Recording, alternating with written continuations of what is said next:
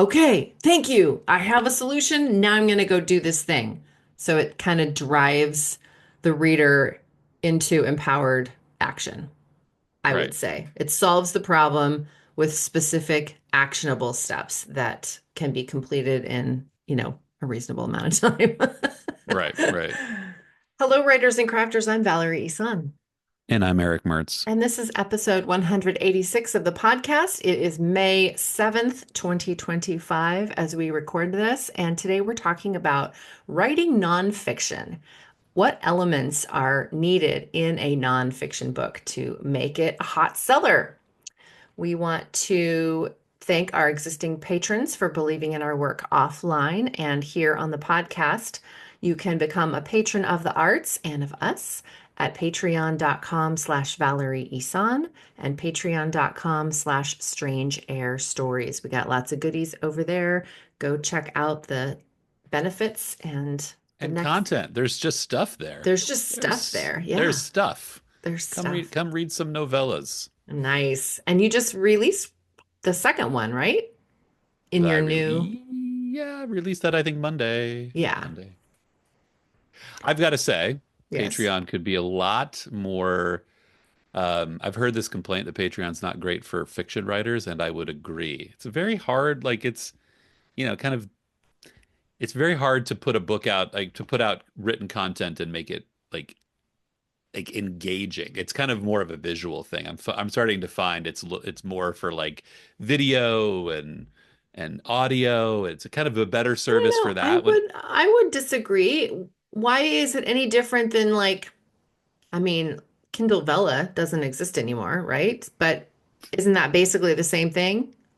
You just uh, it's not just like a pay kid. something and then you get Well, like a I meant like chapter of the your. interface. The interface. It's like you get it, and it's just when you get your post and it's written content, it's just like okay, I'm going to scroll down and read something. It's like a long form article Mm, on a phone or something. And hmm. I think studies have shown that like long form articles don't do well on the handheld phone kind of device. It's Do you know Rachel so Herron used to, she would put out an essay or like from a book that she was currently writing.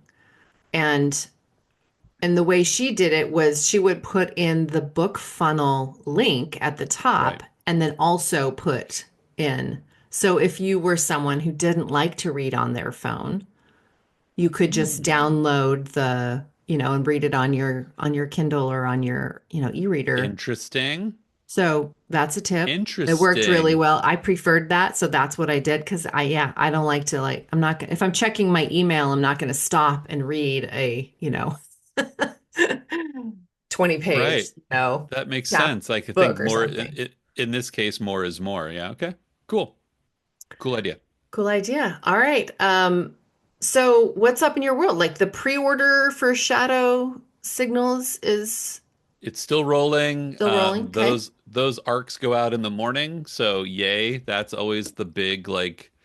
Once the arc goes out, then and I know it's a really short arc period if you're on the arc team and you're listening to this. Like I apologize.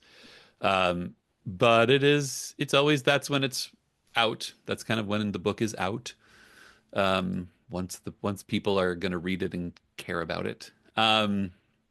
Yeah, and from there it's just I've got the back matter to do, the front matter, all that stuff. So that's what I've been kind of plotting out. I'm going to re-release all of my witness accounts in a new book. I'm going to do one volume that collects everything that I had in the previous volume and that I did on Patreon. And I've got like one, two, three, four other stories that are new that will go in there. So I'm kind of working to, again, just emptying the trunk and making sure um, everything is out. So And is that book going to be out like this fall? Is it something like a summer project you're working on or?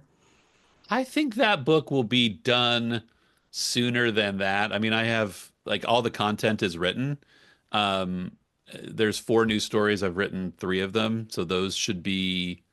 It's just a matter of the challenge in this will be, there's an existing volume online, Mhm. um, and what I would really like Amazon to let me do is take that volume off, replace it with something bigger, new cover, new title, but keep all of the reviews since the reviews are Mm, of the book mm-hmm. as is.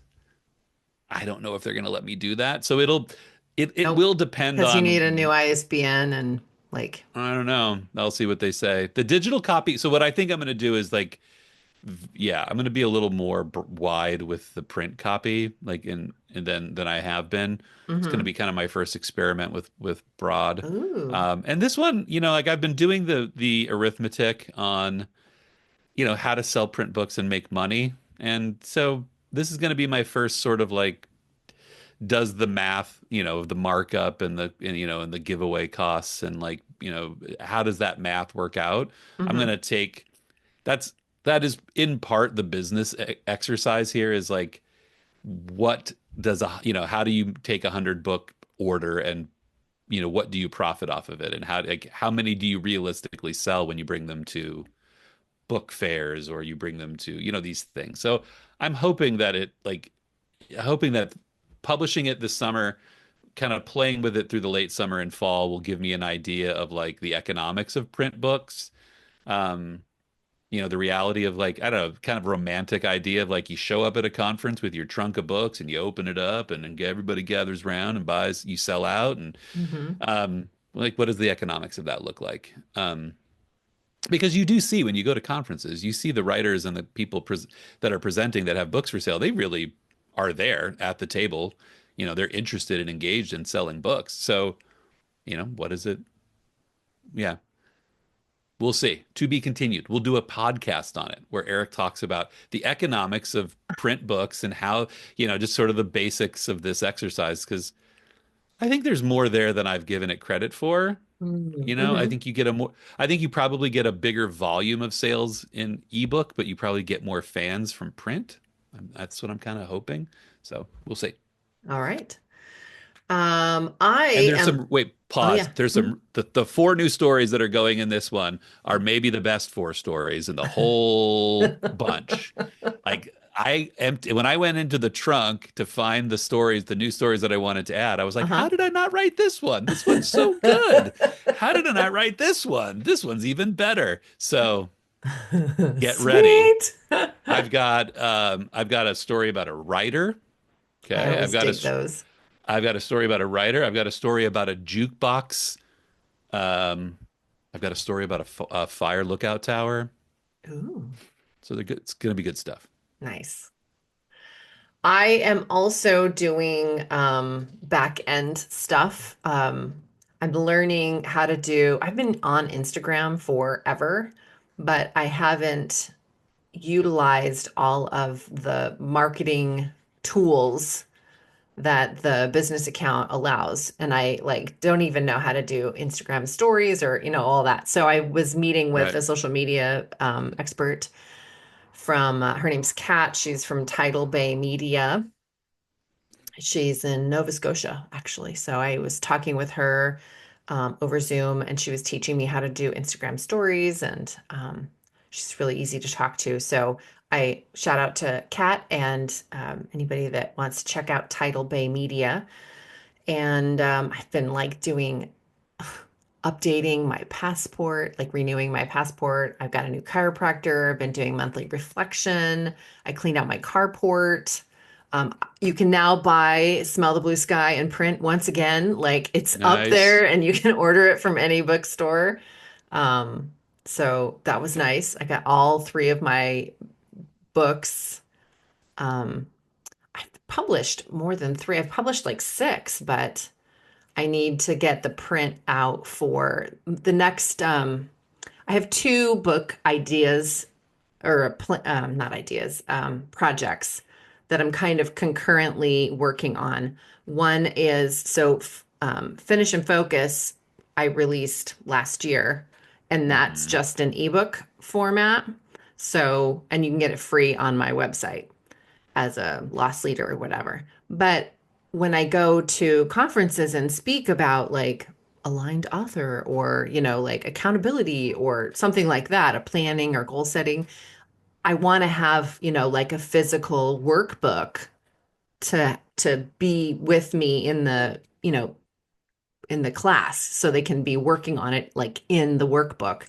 And I think it'd be cool to have that be like part of, what you get for signing up for this workshop. You get this workbook. So You got I, to charge them extra. You got to charge them yeah, extra. yeah, for the printing. So, anyway, so that is, and I have it, I think I've got it formatted. What I really need to do is just upload the file and like get a proof copy because I have fear that it's not going to look good, that Right. it's just going to Right. be crappy looking.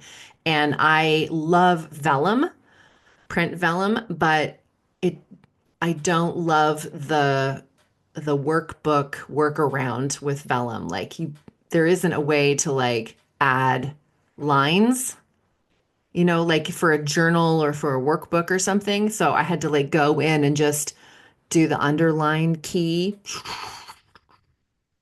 Yeah. you know, Yeah. Yeah. and I just I've think seen it that. looks kind of so that's why the workbook hasn't been out because I don't know how to format it other than what I've already done. So I just need to upload it, print it out, like, order a proof copy, see what it looks like. And if it looks good, yay. If not, then I'm just gonna like hire somebody to like do the layout in design or Word or whatever, like something that's not vellum. Right. Right. So that's happening. And then I'm working on the how to write a novel. We talked about it last week with the SEO friendly, and I went and talked to Echo, my chat GPT helper, and I plugged in like the first three chapter or the first six chapters of the book and said like this is the vibe, this is who my target market is. Here's the, can you write like the blurb? Can you write the book description? And um and we came up with titles. They spit out like, I don't know, 25 different options and I mix and matched and said, "Oh, can you tweak this?" And what, it was really fun like to have this like brainstorming session with Echo. And I came up with the title that I want. It's called Structure and Spark: Creative Rituals, Gentle Structure, and Soulful Support for New Authors. Cool. Love That it. sounds pretty rad. So it's Yeah. basically a how to write a novel, but all of the things I do when I go in and start a new project. And Love it. so that's exciting. And what else have I done? I think that's pretty much it. Like a lot of just trying to get my ducks in the row. Like I'm down to 3 days a week at the bookstore. It's been glorious because I've had so much time at home to like clean the carport, do Yeah. my Right. laundry, like Right. all of the systems that help me like be a business owner and support me while I am working from home completely fell apart while I was like working full time. I don't know how people work full time and write and run They don't. kudos. They don't. I mean, that's the struggle. That's why people, yeah, that's why people struggle. That's why people struggle. Well, Yep. Yep. And now you are struggling slightly less. yes, and it feels really good. So I'm just Welcome to feeling, the I'm world of still in slightly like catching less. up energy, like I still feel like it's not nesting, but like spring is here and I'm mowing the lawn and I'm weeding and I'm like just trying to like spring cleaning kind of vibe Yeah. around the Yeah. house and trying to get things like back end, revamping my book coaching program. And oh, here's a question. I'm going to poll the audience too, but I'm wondering if I should meet with my book coaching clients once a week or once every other week. Less is more. I kind of think so too. Like I I think want less it is to be always more. valuable and if people need me to support them every week, I'm totally happy to. But I kind of think like, if you're just writing words on the page or, like if you've got plans and you've got goals, trying to accomplish them in like 5 or 6 days sometimes just can't happen because life. So if you've got like 14 days in between phone calls, like then you can feel accomplished and you can report or like you've run into questions that you can ask or I think whatever. more often you become the too much of the pattern for that person. I think if you give them 2 weeks to work out, like, oh, these are the ebbs and flows. Like these are the um, days I work for 1 hour. These are the days I can work for three. These are the days I work for none but feel good. I mean, Hmm. everybody has that ebb and flow in their process, and I think if every week sort of I would think makes a coaching client lean too much on the coach to make sense of that, other than, Yeah. you know what I mean? And I don't want to Especially just as create busy work for them. No, you don't want Yeah. to do that. Anyway, so that's the Bad kind of stuff I'm idea. doing. I Cool. just finished Libby Hawker's book, Olivia Hawker, and that was fabulous. I started reading How to Be Old, Lessons in Living Boldly from the Accidental Icon by Lynn Slater, who this was a book recommendation from one of our guests in the past. So I just started that. That so far has been really fun. Um, and yeah, lots more on the stack. I'm just itching to get through. I also started Kim York's book, Rise to the Task. Hmm. I don't know. I also got Holistic Productivity. I can't remember which one was her latest one, but so I think we should get her back on the podcast to talk more about this program. This is pretty rad. So Cool. more Yeah. on that later. What are you reading? Mr. Mercedes, still reading Mr. Mercedes by Stephen King. It's good, but it is I have found that Stephen King, as he's gotten older, like it's act one is usually act one, and kind of act two become kind of half of act two kind of become this formula for him. It's like I could have telegraphed what happened in this, in this part of the book, because it's not only clear in the book, which is fine, but it's also clear from his other stuff. Um, so it's like, I don't know, like I'm kind of like reading slowly until that ignition point hits, and that ignition point will come very soon. I can feel it, but right now it's like, well, it's a bit of a slog. So All right, well, let's get into the main topic. let's jump. Let's jump. I wanted to talk about nonfiction. We often are, focusing on fiction because a lot of our listeners write in that. But I mean, I write both fiction and non. You write both fiction and non. So I do. um, probably our listeners do too. So I Yeah. wanted to talk about the different elements of a nonfiction book and what make it great. So, and So and like let's for define like what you're talking about too, yeah, I because was just gonna nonfiction, say, yeah, let's yeah. say for the purposes of this podcast episode, a nonfiction book is going to be um like a how-to book or like um not so much a so I guess what I want to say is two of the elements in a great nonfiction book are, is the problem clearly defined and is the solution clearly defined?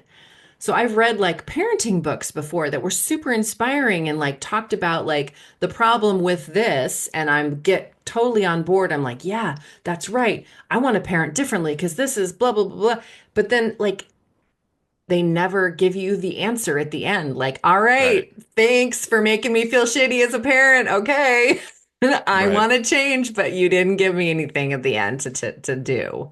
So those are really important. So it could be any topic, of course, and it can be kind of an inspirational or a how-to or there's even like, I mean, memoir is nonfiction, and I love these newer like I don't know if they're not new, but I see a lot of kind of hybrid sort of nonfiction slash memoir. Like Running Down a Dream by Tim Grell. Great.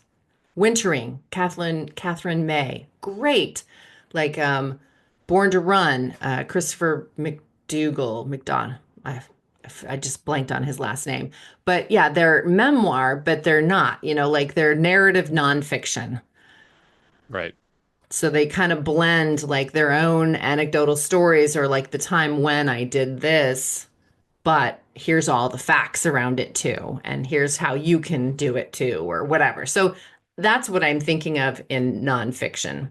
So like a Okay. how-to book or like one of those hybrid, here's the story of when I did this, but also teaching you along the way kind of things.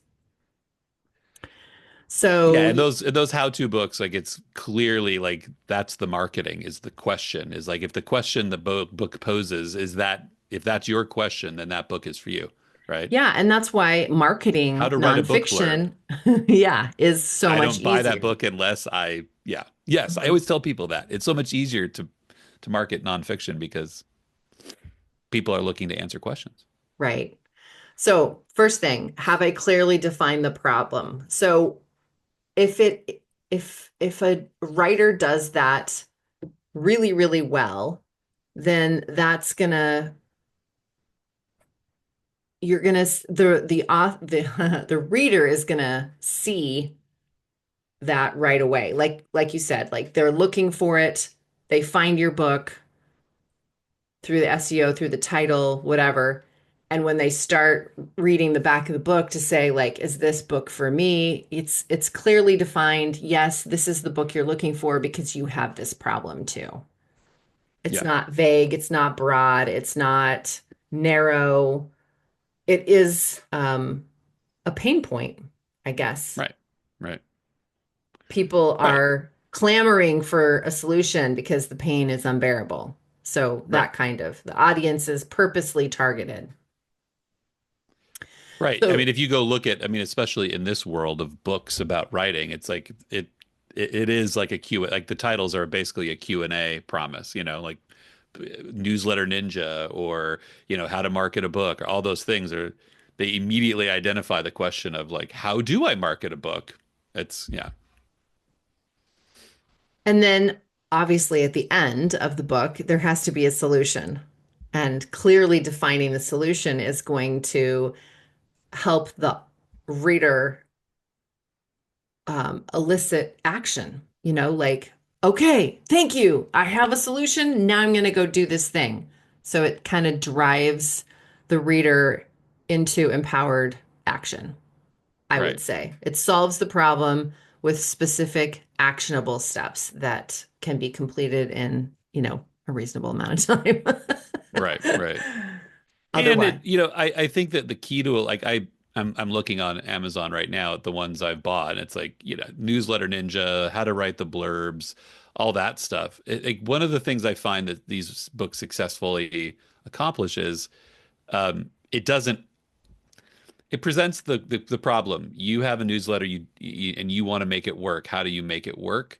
I think the essence to these things too is not upping the ante on that problem when the reader opens the page, opens the book and gets to the page, right? You don't want to take the reader to that place where they don't feel like they can accomplish that goal, right? So you don't want to get somebody in there like, you know, here's how you need to have a newsletter. Here's why it's important, but here's why it's not possible. Like so you have to stay within the realm of possibility um, between problem and solution. Does that make sense? yeah. The authenticity, I think, of the writer also is important. What I I would mean by say. that is the author speaking from a place of authority. Like, do they know what they're talking about? Obviously, like if you're reading a book about intermittent fasting, is this actually written by a medical doctor?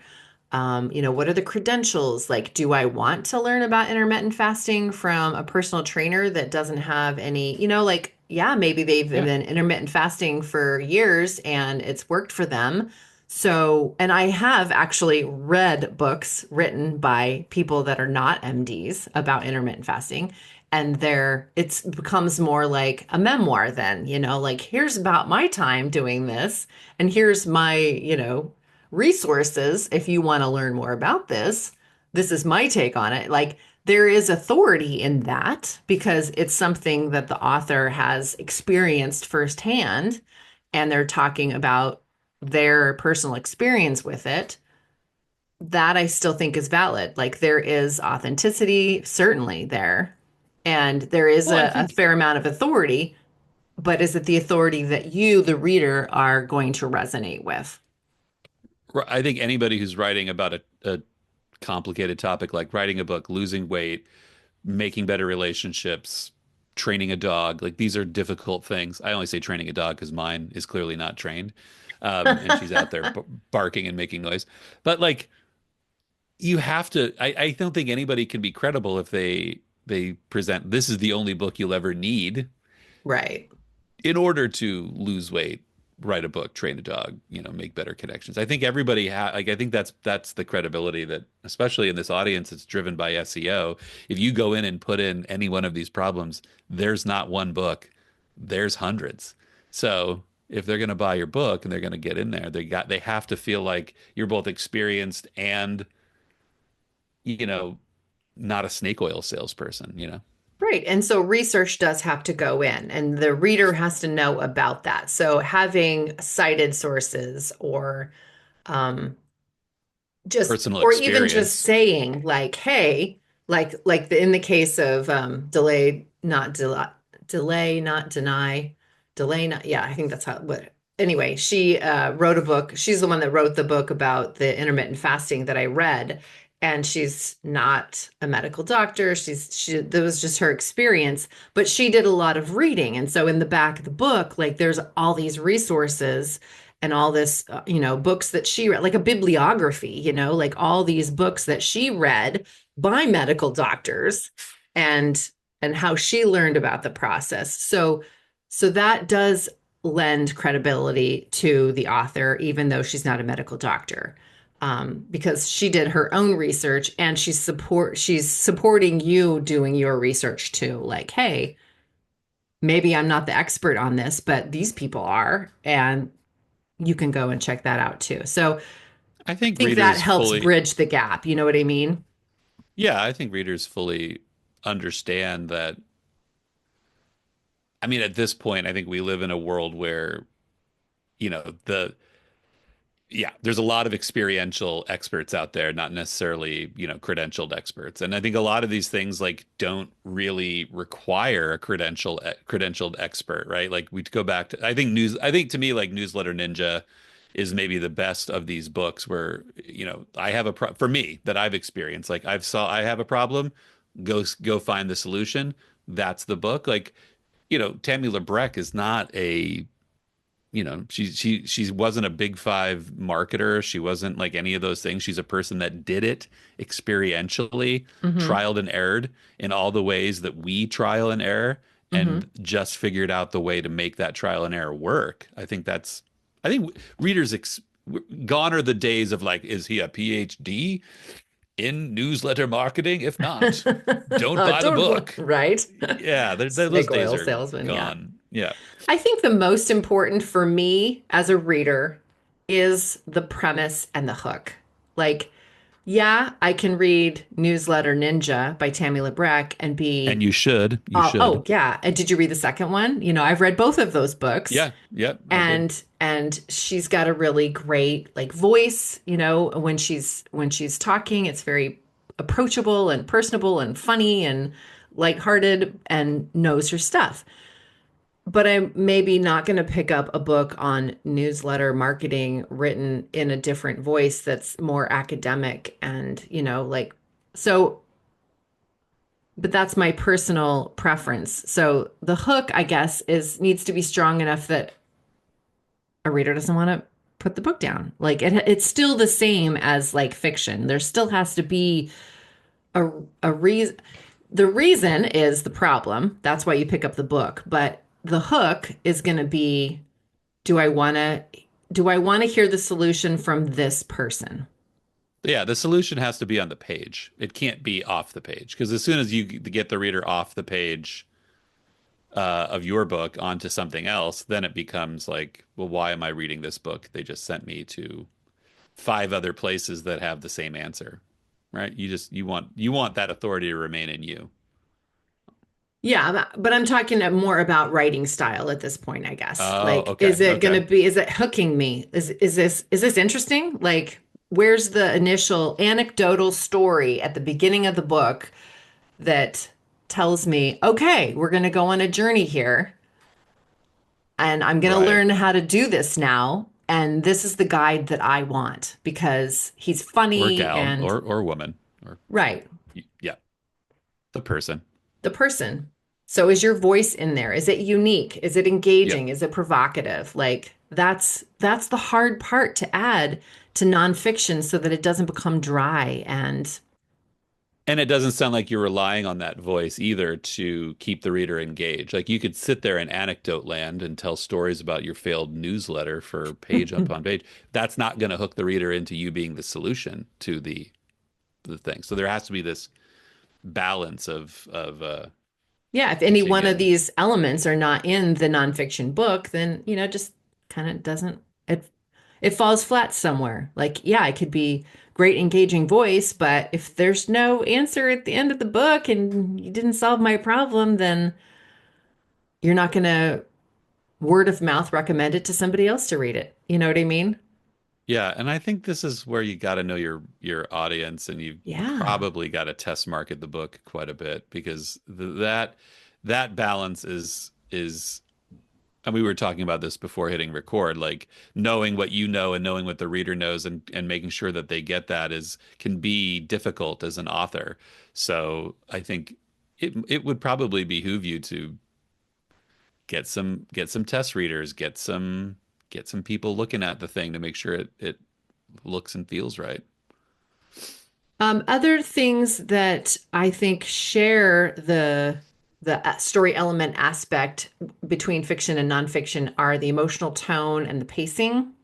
Hmm. Those are going to be the same, really. Like, is the is the book entertaining the reader and delivering inspiring transformational, is there an arc, do you take the Right. reader from here's your problem at the beginning and changing the reader by the end, with the solution? Like, are you taking them on a journey? Right. And that emotional tone, like, yeah, are you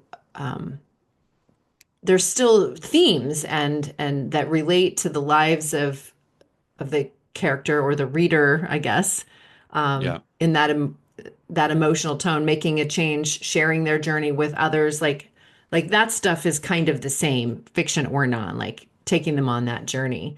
The other Right. thing that is, I think, And the journey is theirs, yes, right? Like you're the stand-in for their journey as the author, I would think. yeah.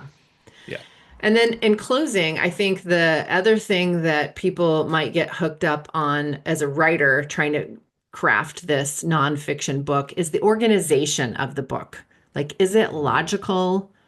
Is it the structure organized in a way that the material is easily accessible and understood? And and examples of this might be like the list kind of book where you've got the 10-step process for, cooking this thing or whatever. Or Right. is it a three-part story like the the example on this rubric I'm looking at says healthy eating from sickness to diagnosis to healing, Right. Right. or maybe it's a themed kind of thing, like a memoir, like themed linked essays or something. Or is it more this like problem solution kind of book where you can lose weight through intermittent fasting or whatever, something Right. like that.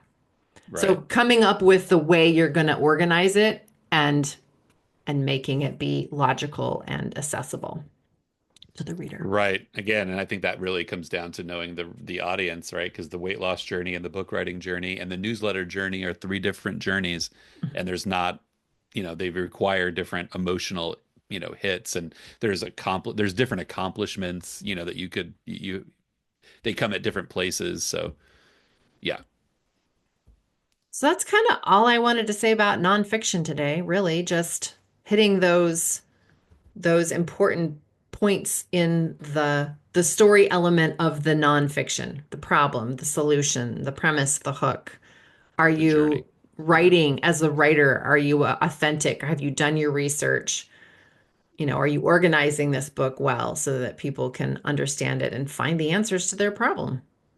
Right. We should explore more of these kind of topics when it comes to nonfiction, because I feel like actually it puts me into a deeper place of thought because I don't, you know, I just am naturally thinking more fictional terms when it comes Hmm. to sort of structure and journey and things like that. So yeah, let's keep this conversation going. Yeah, for sure.